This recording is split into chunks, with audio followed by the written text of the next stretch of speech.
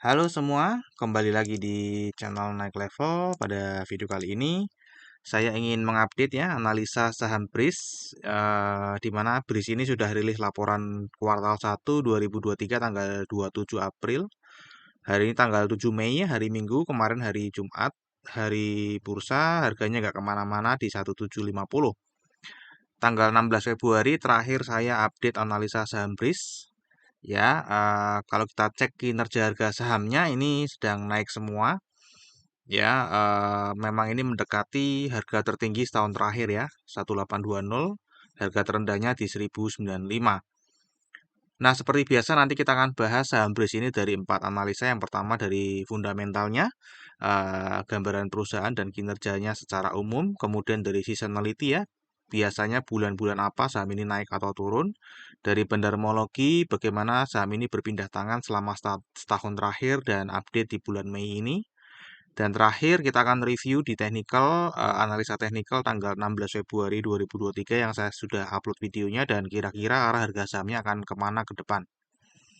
Oke, kita mulai aja. Ini adalah informasi yang saya update di video yang sebelumnya dan hari ini juga masih belum ada kelanjutannya bahwa nanti ke depan Bank RI, BRI ya, Bank Rakyat Indonesia dan BNI itu akan keluar secara perlahan dari pemegang saham Bank BSI ya. Jadi ada dua pemegang sahamnya akan melepaskan ya. Jadi kemungkinan aku sedang mencari investor untuk membeli sahamnya teman-teman ya. Namun ini belum sampai saat ini belum ada update dan belum ada realisasinya. Karena kepemilikan saham BRI dan BNI sampai hari ini masih sama. Oke, untuk BRI sendiri teman-teman mestinya sudah tahu ya ini adalah Bank Syariah Indonesia ya, gabungan dari beberapa bank syariah ya. Eh Kinerjanya secara umum di kuartal 1 ini naik teman-teman ya. Kalau secara pendapatan ya, jadi ini kinerjanya cukup oke ini setelah merger ya, naik. Kemudian laba kotornya juga sudah mulai naik, stabil. Laba usahanya naiknya cukup eksponensial ya. Laba bersihnya juga lebih eksponensial lagi ya, hampir 45 derajat naiknya. Lumayan bagus kinerjanya teman-teman ya.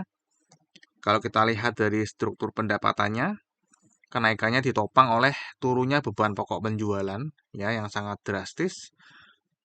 Beban usahanya juga turun namun memang tidak sesignifikan dari beban pokok penjualannya. Secara laba bersihnya ini meningkat sangat signifikan setelah merger teman-teman ya. Jadi yang sebelumnya hanya single digit sekarang sudah mulai double digit dan naik terus secara prosentase dari pendapatan. Nah, ini adalah kinerja kuartal 1 2023 dibandingkan kuartal 1 2022 ya. Pendapatannya naik 17,8%, laba kotornya naik 12,4%, laba usahanya naiknya cukup tinggi ya 46% ya menjadi 1,9 triliun. Kemudian laba bersihnya ini naiknya juga cukup signifikan 47,6% menjadi 1,4 triliun hanya di kuartal 1 saja. Nah, ini adalah laporan rasio keuangan BSI update kuartal 1 2023. Ya, dan ini adalah standar yang saya tetapkan sendiri, jadi teman-teman boleh berbeda pendapat. Yang pertama adalah modal sendiri atau KPMM ya, modal sendirinya ini masih di atas standar bahkan meningkat dari kuartal 1 2022.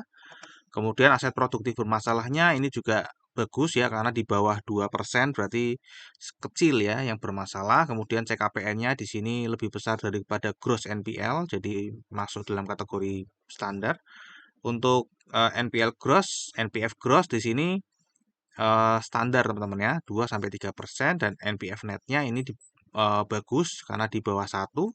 Kemudian ROA dan ROE-nya, ROA-nya standar, ROE-nya juga standar teman-teman ya. Net imbalannya ini 6 cukup tinggi ya. Standarnya 4-6 ini di atas 6 tipis. Kemudian ada net operating marginnya ini bagus juga karena di bawah 4, standarnya 4-6. Kemudian Boponya ini bagus, semakin efisien, semakin turun. Yang dulunya standar sekarang mulai eh, di atas standar, teman-teman ya. CIR ini masih standar, kemudian eh udah ya, cuma 12 itu aja ya. LDR ini LDR-nya, FDR-nya di sini juga standar aja ya, mendekati 80%. Jadi secara overall, secara rasio ini nggak ada masalah, sangat sehat teman-teman ya.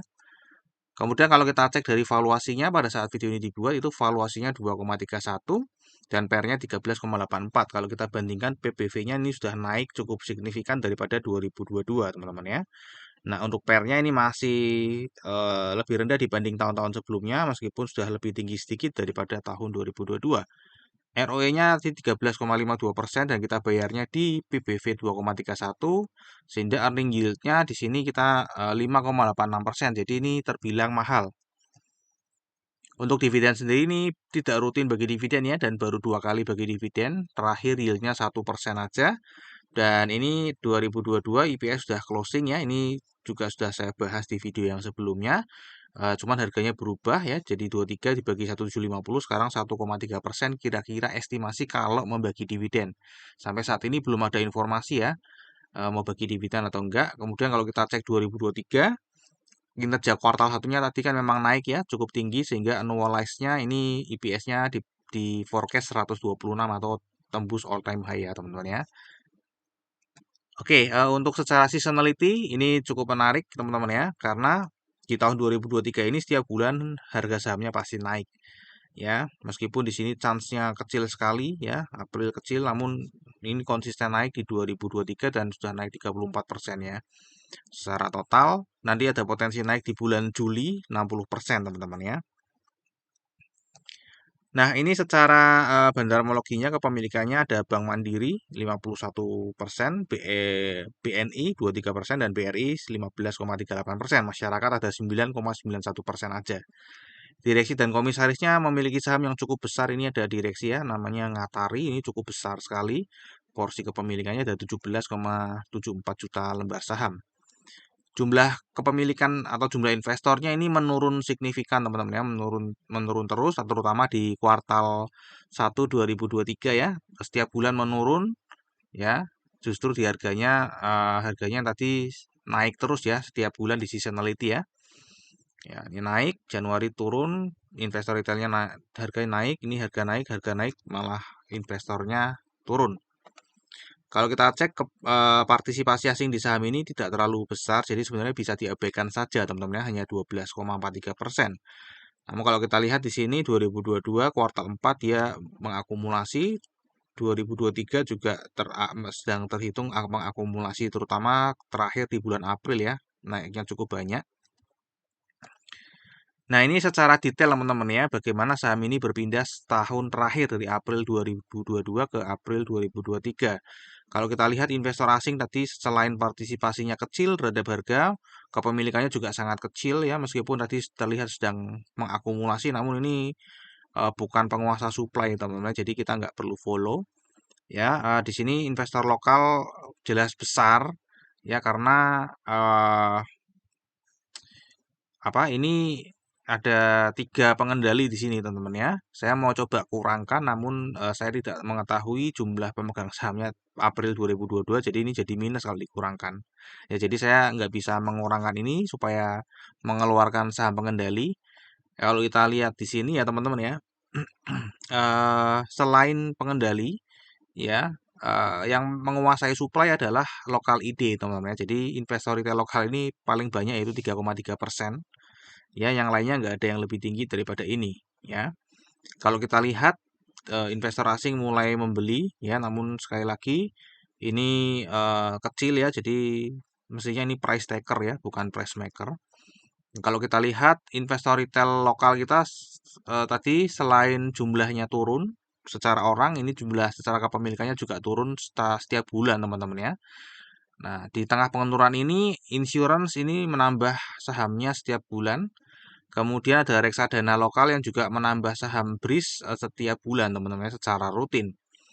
Ya, jadi terlihat kalau di luar apa bank institusi bank ini ya terlihat sedang ada akumulasi oleh insurance dan reksadana. Namun karena ini kita lihat secara keseluruhan institusi bank ada penjualan di sini meskipun hanya 1 kali ya. Ini bukan sifatnya yang setiap bulan, namun secara overall ini tetap terlihat sedang ada yang distribusi teman-teman ya. Termasuk pengendali ini. Tapi kalau saya cek di insider ini bukan pengendali ya. Oke, secara overall saya sendiri menyimpulkan ini sedang distribusi ya, tapi kalau misalnya di luar lokal IB ini sebenarnya sedang akumulasi ya oleh insurance lokal dan reksadana lokal ya. Oke, untuk Mei sendiri ya, dari tanggal 1 sampai 7 ini terlihat sedang big accumulation kalau kita lihat di sini ya. Terdeteksi sedang big akumulasi dan ini memang investor asing kemungkinan ya. Di sini kelihatan teman-teman ya. Jadi investor asing memang sedang mengakumulasi di bulan Mei ini ya. Ya, di sini ya, sehingga harganya naik. Untuk ini adalah analisa dari technical tanggal 16 Februari 2023. Jadi saya sudah sebelumnya juga mereview ya. Waktu itu tanggal 16 Februari saya memprediksi sahamnya akan turun menuju ke 1400, kemudian terakhir akan landing di 1175. Nah, ternyata salah teman-teman ya. Waktu itu saya menganalisa ini adalah false breakout ya. Ternyata ini memang betul-betul breakout, jadi bukan false breakout ya. Setelah breakout dia membentuk pola uptrend ya. Jadi ini benar-benar breakout.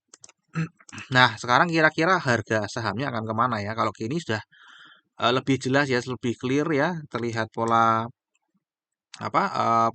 uptrend di sini teman-teman ya. Nah, jadi kemungkinan nih harganya akan bisa naik lagi teman-teman ya. Akan bisa naik lagi ke 1915 ya, kemudian turun lagi ke 1770, kemudian ke 2020 ya, kira-kira seperti itu untuk arah harga sahamnya ke depan. Oke, sekarang kita akan masuk ke Risam. Untuk fundamental tadi kinerja jangka panjangnya naik ya, baru 6 tahun, kinerja jangka pendeknya naik. Valuasi masih terbilang mahal, ini tidak rutin bagi dividen. Meskipun bagi ya forecast-nya hanya 1,3%. Untuk seasonality potensi naik nanti ada di bulan Juli. Untuk bandar homologi tadi dari April ke April, saya menyimpulkannya sedang distribusi ya, meskipun tadi di luar institusi keuangan lokal itu sebenarnya sedang akumulasi oleh insurance dan reksadana. Kemudian tanggal 1 sampai 7 Mei ini juga sedang terlihat akumulasi, meskipun yang mengakumulasi adalah investor asing ya, kelihatan. Untuk technical ini uptrend after breakout ya, yang sebelumnya saya bilangnya adalah mau false breakout ya. Ternyata ini breakoutnya bukan false namun melanjutkan kenaikan. Terakhir disclaimer teman-teman ya, jadi analisa yang saya bagikan di YouTube ini adalah analisa saya pribadi yang tentu saja juga bisa salah. Jadi ini bukan ajakan jual atau beli saham BRIS ya. Eh, Silakan teman-teman tetap wajib melakukan analisa sendiri jika ingin melakukan pembelian atau penjualan saham BRIS. Oke, mungkin sampai sini dulu video analisa saham BRIS. Semoga bisa bermanfaat. Kita akan berjumpa lagi di video yang berikutnya.